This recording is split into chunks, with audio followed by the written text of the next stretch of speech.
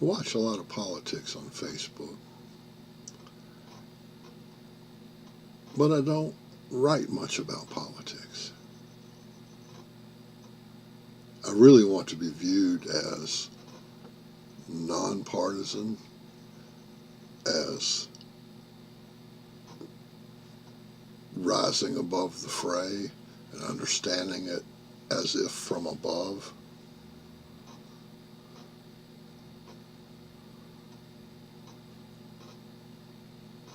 The reason I try to exude that persona is because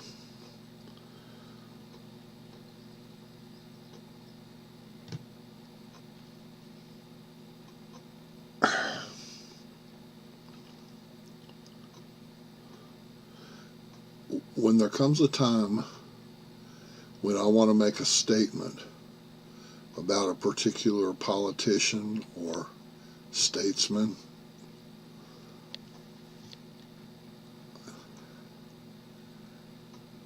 I would like people to see my point of view as being somewhat objective and measured.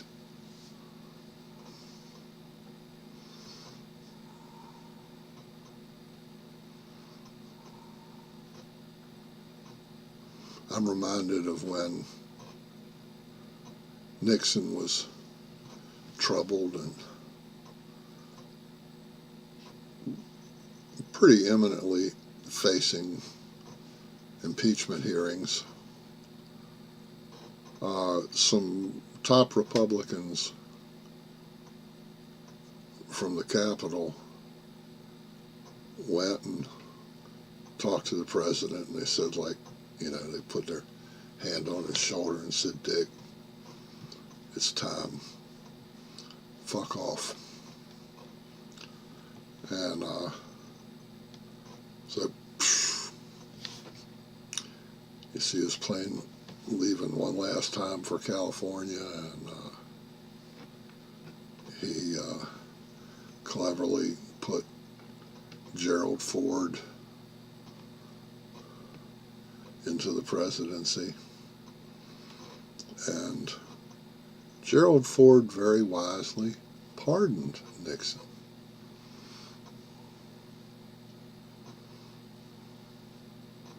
The Midnight Massacre was the worst event in American politics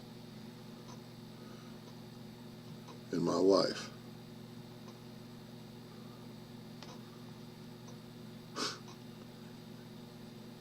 If you leave out the assassinations, which were political.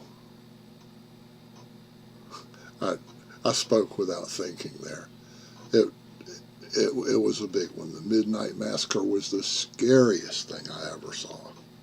Tonight is in the midst of what may be the most serious constitutional crisis in its history. The president has fired the special Watergate prosecutor, Archibald Cox, and he has sent FBI agents to the office of the special prosecution staff and to the Attorney General and the Deputy Attorney General, and the president has ordered the FBI to seal off those offices. That's a stunning development, and nothing even remotely like it has happened in all of our history. So, Nixon told his Attorney General, Elliot Richardson, to fire the Watergate special prosecutor, Archibald Cox. And Cox was hot on Nixon's trail, okay? It was looking grim. Well, Richardson refused. He said that wasn't a proper order. If Cox is investigating Nixon, for Nixon to fire Cox, Richardson refused, and so Nixon fired the Attorney General, which made the Deputy Attorney General, William Ruckelshaus, the acting Attorney General. So Nixon tells Ruckelshaus, fire Archibald Cox. And Ruckelshaus said, fuck off. And so he got fired, and the So the next guy that fell into the office by the rules was the Solicitor General, who was called Robert Bork. And Bork fired Archibald Cox. He did what Daddy told him. Okay, so and remember, this is what year? 1973.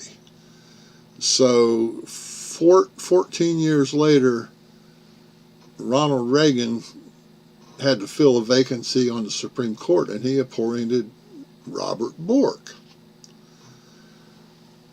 Even though 14 years had elapsed, the Senate concluded that Bork was an advocate of disproportionate powers for the executive branch of government, almost executive supremacy. Since Bork, the Senate has been a lot more scrupulous of Supreme Court appointees. And for quite a few years after Bork was rejected, it was called borking a candidate when you didn't approve the president's appointment. And side note, when Bork fired Archibald Cox, well, 1 month later, the appeals court ruled that he couldn't do that. It was illegal to do that, and they overturned it in a lawsuit that was brought by Ralph Nader. So they overturned it, and so they told Archibald Cox, you can have your job back. He said, I don't want that damn job. Richard Nixon was a crook. He was recruited when Prescott Bush put an ad in the paper that we want a real slimy guy that's willing to do any damn thing to come be a politician and work for us.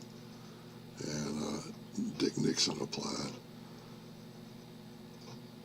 But his historical significance was not so much his resignation under fire, but was that he opened a gate in the Great Wall of China. Facebook. This morning, I saw two opposing headlines. First, this one.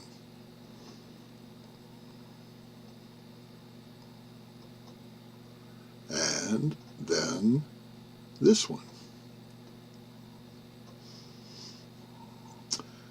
And interestingly, each one linked to the same video.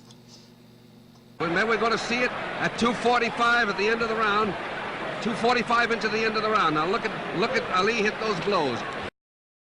And look at Frazier keep coming. So, my friends, some of you are teetotaling behind one party or another, firmly in favor of one or the other sides of the two opposing links to the same video. And is there not a moment late in the night when you just think,